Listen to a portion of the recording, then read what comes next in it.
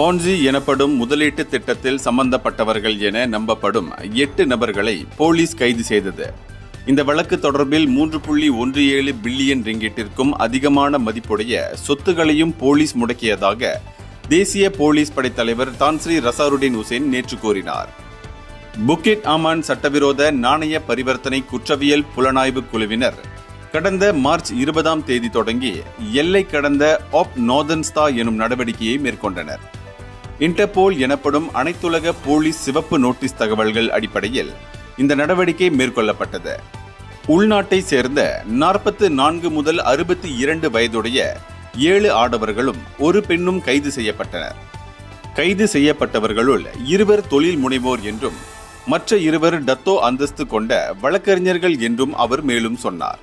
பறிமுதல் செய்யப்பட்ட பல்வேறு சொத்துகளும் சட்டவிரோத பணமும் மோசடி முதலீட்டு திட்டத்துடன் தொடர்புடையவை என நம்பப்படுகிறது.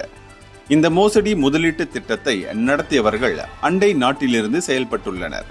புலன் விசாரணைக்காக 638 வங்கி கணக்குகள், 1.16 பில்லியன் ரிங்கிட்டிற்கும் அதிகமான பங்குகள், 2 பில்லியன் ரிங்கிட்டிற்கும் அதிகமான மதிப்புடைய சொத்துகள், 10 சொகுசு வாகனங்கள், 12 கை கடிகாரங்கள், உயர்தர 4 கைப்பைகள், 2 நகைகள், அந்நிய நாணயங்கள் கொண்ட ரொக்கப்பணம், மடிக்கணினி, கைபேசி, முக்கிய ஆவணங்கள் ஆகியவை முடக்கப்பட்டுள்ளதாக அவர் தெரிவித்தார்.